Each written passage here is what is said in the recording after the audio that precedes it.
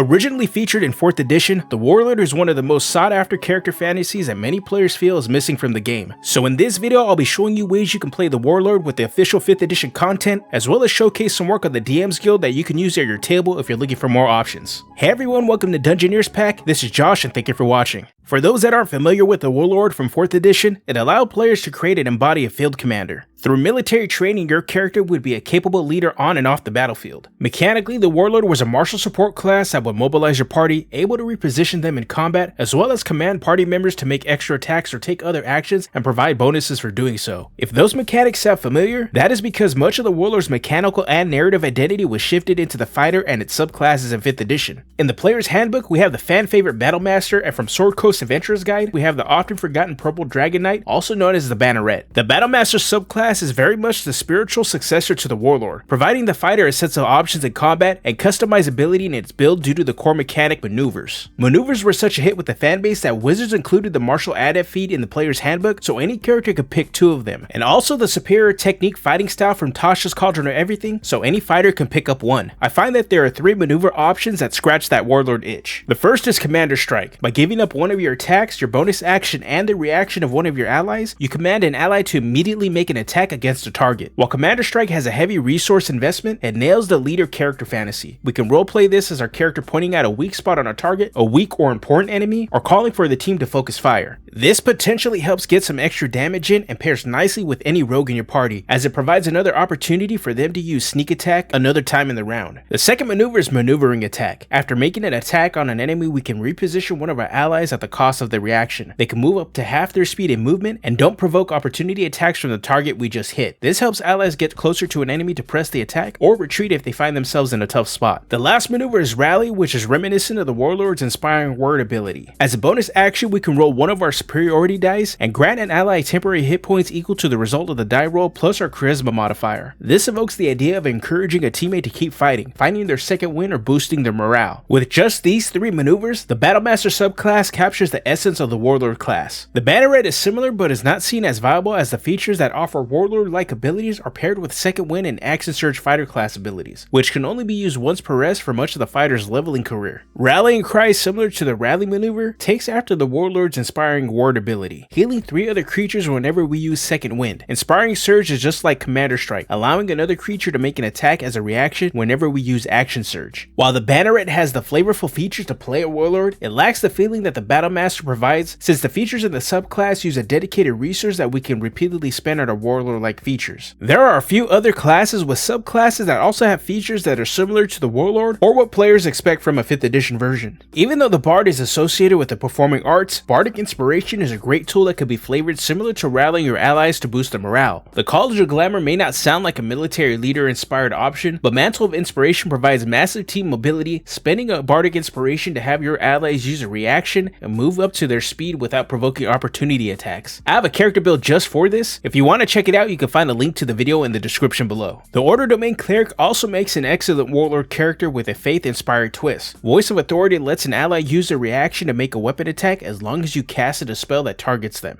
A Mastermind Rogue could also be seen as another option, as many players associate the help action as an ability that will fall under the 5th edition version of a Warlord. Master of Tactics lets a player use the help action as a bonus action, also at range. In combat, this can be flavored similar to Commander Strike, calling out a key target or informing the team to focus fire. If you're looking for a character build that fits the Warlord mold, I find that a Battlemaster Fighter is the easiest way to get you there. Whether you go strength or dexterity, much of the optimized and fan favorite weapon build options will provide the power or utility to back up the team driven identity. A strength based Polearm Master and Sentinel Feet combo build brings an area control element that pairs nicely with the Warlord maneuver suite. To add some flavor driven options, I'd also put some points into charisma, taking the persuasion or intimidation skills, and the inspiring leader feat to provide some out of combat roleplay avenues for your character, and have an ability that supports the leader character trope in regards to inspiring leader. From the community over at the Dungeoneers Pack Discord, community member Dynastis also suggested a Battlemaster build, but multiclassing into Mastermind Rogue for the Master of Tactics feature for the bonus action help option. He suggested a 17 Battlemaster Fighter 3 Mastermind Rogue level split as the most straightforward option, or even a level split of 10 and 10 to pick up both analytical features from each subclass. Despite the available abilities to play a Warlord-inspired character, many in the community still feel dissatisfied with the options and look elsewhere for a definitive version. The 5th edition Homebrew and design community have stepped up, and you can find many interpretations out there. DM's Guild designer Dark Abyss Keeper has their take on the Warlord with the Captain class. Just like the Warlord, the Captain is a martial support class that not only hits on the military-minded commander character fantasy, but manages to dig into how the character would express that leadership through their subclasses. Lead with Bravery as the Banneret, lead with Might as the Bulwark, lead with Faith as an Oracle, or lead with Fear as a Warlord. The core mechanic for the class is Orders. Orders only appear to be similar to Battlemaster maneuvers, but they carve out their own niche as the Order manipulates the various actions of other players or allows teammates to use their reaction for other actions. As the Captain levels up, they can learn more orders, as well as gain features that manipulate them further. For those that frequent the Homebrew 5th edition subreddits, the name KibblesTasty will sound familiar. KibblesTasty also has a take on the Warlord that takes a slightly different approach to accomplish the same goal. This take on the Warlord is also a martial support class. Similar to the Sorcerer and Warlock, the Warlord allows a player to choose a subclass from the get-go. The subclasses are called presence and are tied to iconic leadership tropes. The Commander is the military leader, the Chieftain is a tribal leader, the Pack leader is based on hunting parties, followed by the Noble, Paragon, and Tactician. Each provide the necessary proficiencies that hit on the themes of the leadership styles while heavily relying on the class's core mechanic, Leadership Die.